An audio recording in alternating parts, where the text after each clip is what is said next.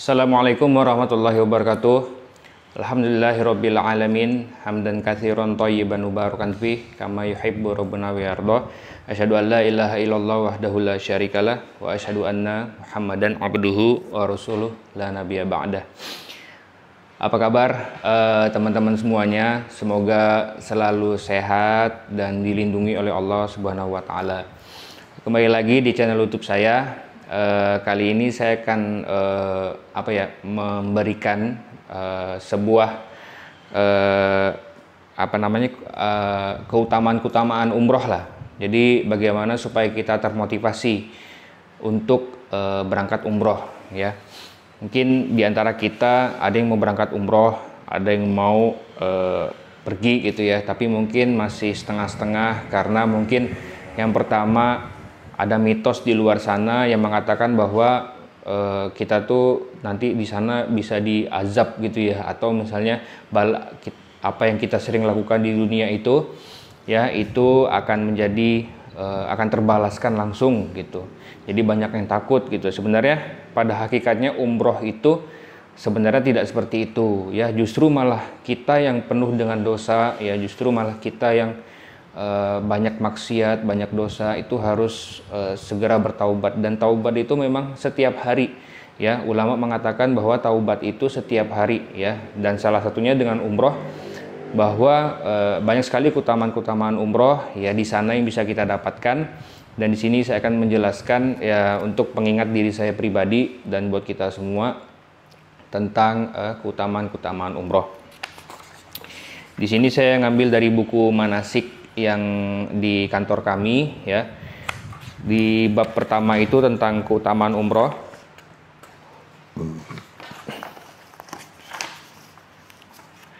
Ada banyak sekali ya teman-teman keutamaan umroh ya, banyak sekali dan banyak banget gitu ya.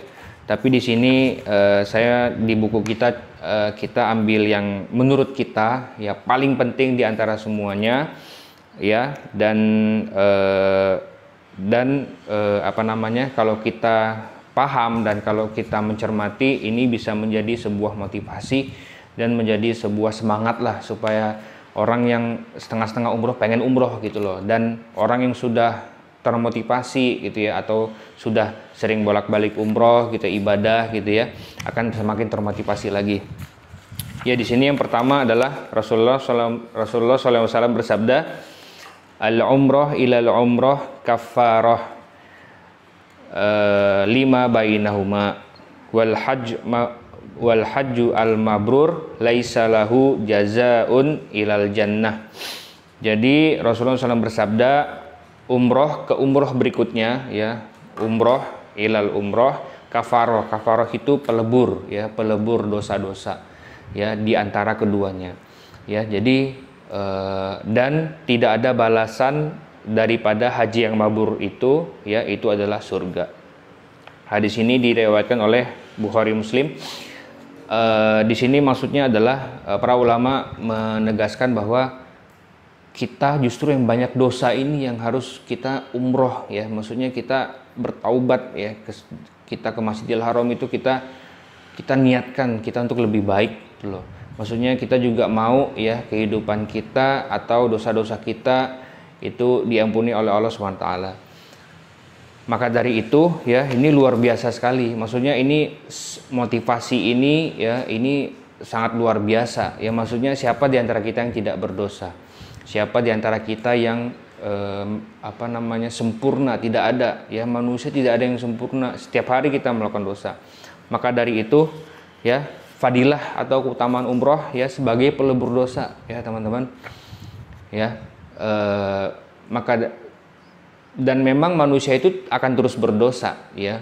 Jadi jangan merasa nanti saya umroh ya, mungkin ada anggapan seperti ini, oh nanti saya umroh nanti saya gimana ya, saya ini belum cocok atau belum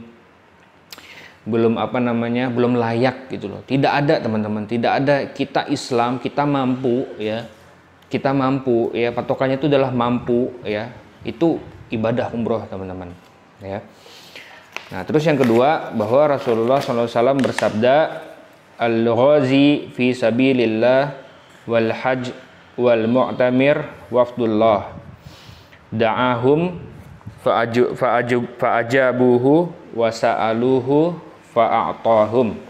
Hadis ini diriwayatkan oleh Ibnu Majah.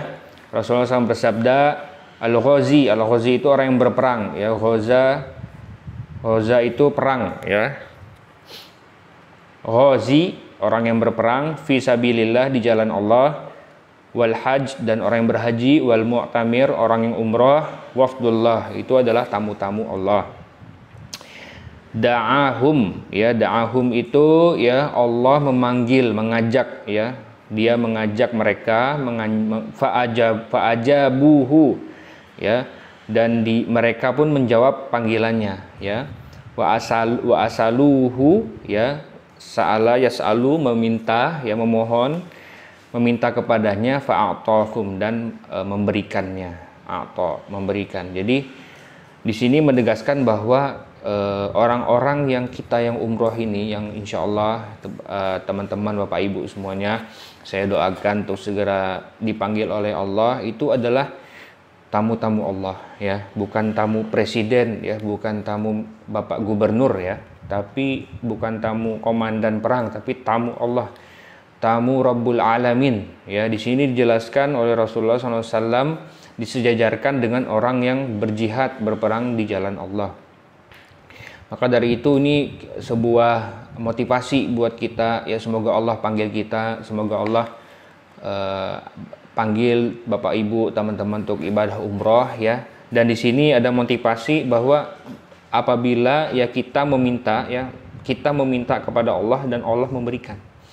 Seperti itu. Makanya sering kita dengar, sering kita lihat ya, orang yang pergi umroh haji itu doanya makbul ya, karena di sana juga banyak tempat-tempat yang mustajab ya, tempat-tempat yang makbul ya, tempat-tempat yang mustajab ya, di mana ya di situ nanti Bapak Ibu rasakanlah.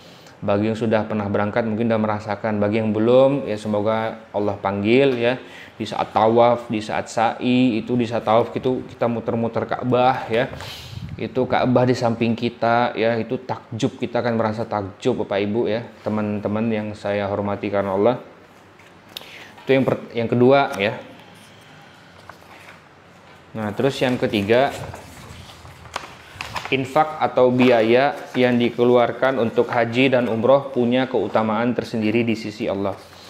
Rasulullah SAW bersabda, inna laki ajroki fi ala qadri nasabiki wa nafaqatiki.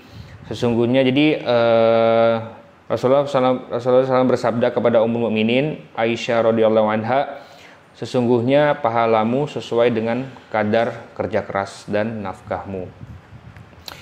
Jadi pahala kita itu juga tergantung dari kerja keras kita ya. Maksudnya kita mengumpulkan uang ya, kita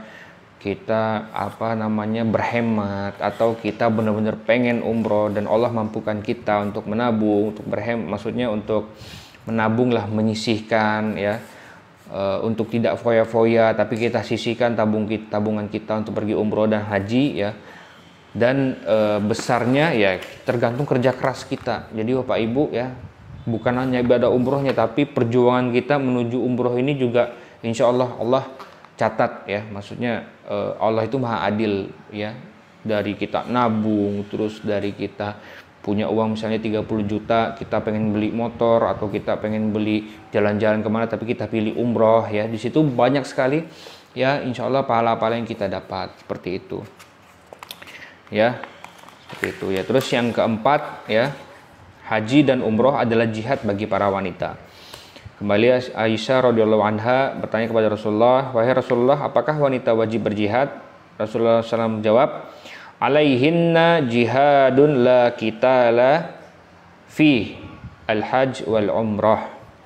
Alaihinna bagi mereka jihadun, jihad, la qitala tidak ada peperangan dan tidak ada pembunuhan, tidak ada peperangan ya di dalamnya, yaitu adalah umroh dan haji dan umroh. Hadis ini diriwayatkan oleh Ibnu Khuzaimah dan sahih. Hadisnya hadis yang sahih. Yaitu Bapak Ibu ya, Bapak Ibu yang mungkin ibu-ibu nih yang pengen ibadah ya, pengen ibadah kepada Allah dan pengen memberikan sesuatu dirinya kepada Allah, yaitu umroh, seperti jihad bagi para wanita. Ya, karena wanita kan tidak disyariatkan untuk jihad ya, berperang di medan perang, tapi ada jihad bagi para wanita, yaitu adalah haji dan umroh, seperti itu. Ya, mungkin itu saja ya, banyak sekali sebenarnya keutamaan-keutamaan yang bisa kita sebutkan. Semoga Bapak Ibu ya, Bapak Ibu teman-teman semua ya, yang belum berangkat umroh bisa berangkat umroh, amin. Yang belum haji bisa berangkat haji, amin. Ya, insya Allah, karena ibadah umroh dan haji ini adalah Allah, kita menjadi tamu Allah, Allah memanggil kita. Ya, kita berdoa kepada Allah, semoga Allah memampukan kita dan memanggil kita ya, untuk bersafar ibadah umroh di Masjidil Haram dan ziarah ke Masjid Nabawi Nabi Muhammad SAW. Wabillahi taufik. Assalamualaikum warahmatullahi wabarakatuh.